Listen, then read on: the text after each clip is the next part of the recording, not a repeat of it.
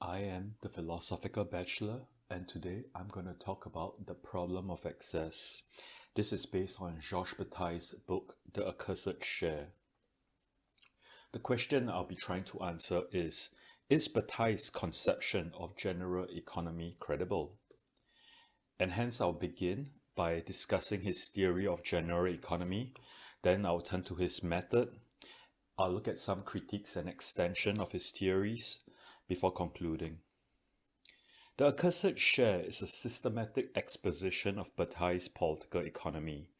The problem that Bataille sees with the current state of economics is that it studies its phenomena in isolation and itself forms an isolatable system.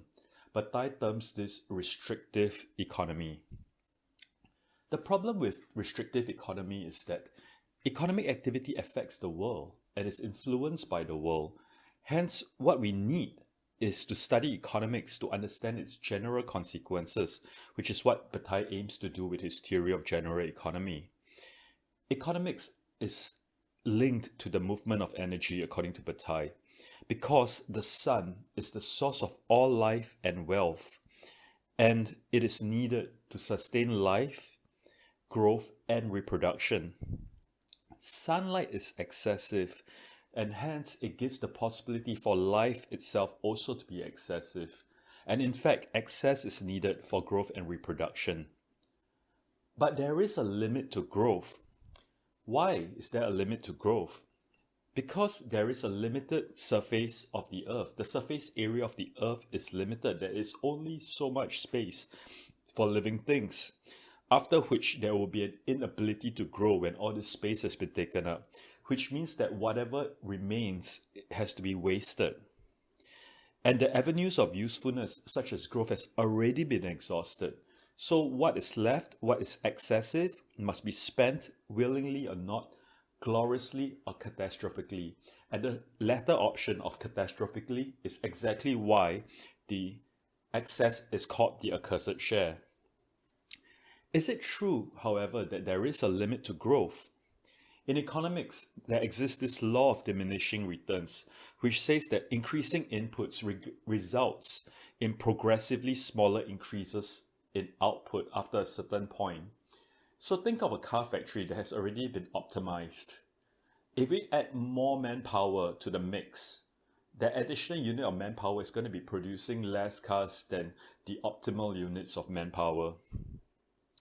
So there will come a point when the advantage from luxury exceeds the advantage of growth. You may be wondering, though, why can't we just save the excess? But in the totality, in the macroeconomic sphere, which is what John Maynard Keynes had been investigating, savings actually equals to investment ultimately, and this would then be also faced with the law of diminishing returns. Bataille supports his theory by looking at nature. So for the general economy, he talks about the solar cosmology to prove the general economy. And for his idea on limits, he looks to these microbes called duckweed that lives on the surfaces of ponds. Once the limits of the pond is reached, when the duckweed has filled up the entire surface of the pond, there is an equilibrium where to get any new growth, it needs to have some destruction of the old duckweed to create the capacity for the new duckweed. So either the old duckweed has to die, or an external force like man coming in to scoop out the old duckweed would then create capacity for new growth. Hence, according to Bataille, the history of life is not a history of scarcity, but the effect of a wild exuberance and the development of luxury, where luxury is the production of increasingly burdensome forms of life. It is the accidental, it is the superfluous. Bataille also looks to history to advance his theory. He studied the Aztecs, the Potlatch, Islam, Tibet, early capitalism, and in his time, Soviet industrialization and the Marshall Plan. He thinks that in the time of the Aztecs and Potlatch, value was given to unproductive glory, whereas in our day, it is measured in terms of production. He thinks that the First World War and the Second World War are the greatest orgies of wealth, with these wars not being sparked by insufficiency and need, which is the common idea of how we have wars, but it is actually sparked because of the excess of that time. From the perspective of the particular, Bataille admits that there are problems of scarcity, so we may see pockets of poverty, pockets of people dying from lack of water. But from the perspective of the general, Bataille says that what we are faced with is in fact the problems of excess. So in totality, actually we have too much. For example, we waste 1/3 of all food produced. We have problems of obesity today rather than problems of starvation. We have a climate problem. We have so much pollution that's coming from too much production of industrial goods, too much cars, too much vehicles. So these are problems of excess. Bataille says that The Accursed Share is a book of political economy. So what is political economy? It is a study of how a country is governed, taking into account both political and economic factors. He laid the groundwork for his thoughts on political economy in 1933 in The Notion of Expenditure, which is an essay that he wrote. This was influenced by the Great Depression, which was caused by the 1929 Wall Street crash. He thinks that economic crisis can be a trigger for us to look for solutions. Anxiety poses the problem, but the solution cannot be driven by the immediacy of anxiety, because what we will get then is the solutions that are being proposed by conventional restrictive economics. Instead, he wants to adopt a different holistic approach, and he looks at expenditure instead of production.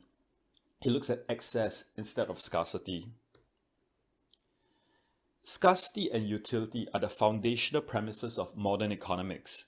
And the aim of this modern economics is the efficient allocation of scarce resources, with the demand and supply curves and market equilibrium embodying these concepts of the efficient allocation of scarce resources. The construction of the demand curve is actually based on utility. And according to the father of modern utilitarianism, Jeremy Bentham, utility is the property of an object to produce benefit, advantage, pleasure, good, or happiness.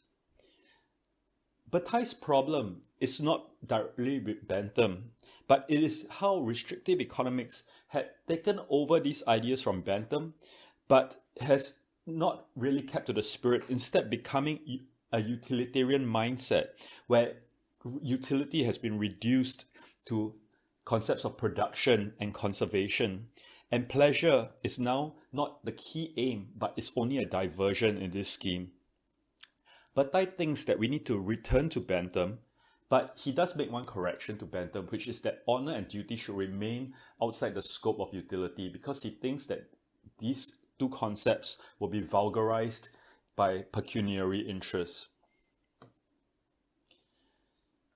One of the key concepts that Bataille advances is that of how prior to capitalism, every society is one of sacrificial expenditure, in this concept of potlatch, where one who has done well in life will make a splendid expenditure for the rest so that he can display the favor of the gods.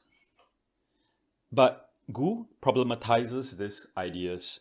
He thinks that what Bataille is that he's stuck in a time that is no longer there, where the capitalism that he sees is one of the Calvinists, where the society is marked by thrift, sobriety, and asceticism, when in fact capitalism today is something much closer to Bataille's idea of how things should be. So now capitalism is an ethic of consumption, desire, and pleasure. And Gilder also problematizes Bataille's reading of Potlatch, where Bataille thinks that gifting is something that belonged to these primitive societies in an act of generosity, but Gilder says that gifting is in fact at the heart of capitalism, because the entrepreneurs take risks to create new products before any demand even exists. Gu says that unproductive consumption, which is what Bataille thinks should be the thing to remove the excess, to spend the excess, in fact have become important profit-making industries. For example, the industries of alcohol, tobacco, and leisure travel. Gu says that it is impossible to separate productive consumption from unproductive squandering. And what Bataille had done is to romanticize primitive societies, saying that they are generous when in fact they are unequal societies where the spectacular consumption is what the powerful is doing to dazzle the masses. Another interesting insight from Bataille is how we can contrast excess and scarcity. Abbott thinks that excess is being disregarded by conventional economics is because the economists treat it as the flip side of scarcity. But if we look at the history of thought, going as far back as antiquity, Aristotle already has put forward the idea that the better things in life, such as philosophy, requires excess. We can only start to do these higher level things after we satisfy our basic needs. And the modern rendition of this is by Abraham Maslow in his hierarchy of needs, where we need to first fulfill our lower needs, such as our physiological needs, before we can move on to care about our safety, and then finally ending in self-actualization. In economic thought, Mandeville has talked about how individuals strive for excess and in that way creates a social abundance. Malthus, however, problematizes the problem of excess. Malthus problematizes the idea of excess population, ignoring the benefits that it brings, for example, lowered labor costs or a stronger military. But instead, he thinks of how there may be insufficient food. And Ricardo formalizes this in his theory of scarcity. Marx also talks about how overproduction, instead of looking at how it renders too much goods and excess, thinks that it leads to a scarcity of jobs. More recently, John Maynard Keynes says that his grandchildren might be able to enjoy 15-hour work weeks in the future because of the bounty that technological innovation is going to give to them. But even then, the dismal science problematizes this idea by saying that there will be a scarcity of time to enjoy the leisure. So, conventional economics is used to translate the problems of excess into problems of scarcity because their models are designed to look at it from the side of scarcity. However, the problems of excess needs to be treated separately from the problems of scarcity because they are a different kind of problem. In conclusion, is Bataille's conception of the general economy credible? We have pointed out some problems with Bataille's account. For example, how capitalism already is based on his ideas of consumption and luxury, and how his account of Potlatch is simply one of many perspectives where he is romanticizing primitive society. However, there are useful insights that we can take away from Bataille.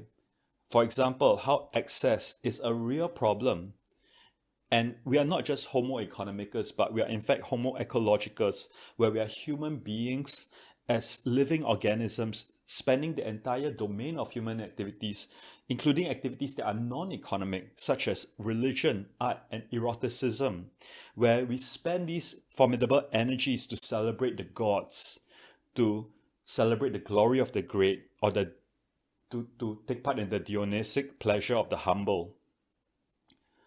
Bataille says that utility needs to return to a more fundamental concept of bantam, and it needs to exclude honor and duty, which is something that is useful to think about because we shouldn't price everything in dollars when in fact some things are outside of the domain of economic thinking.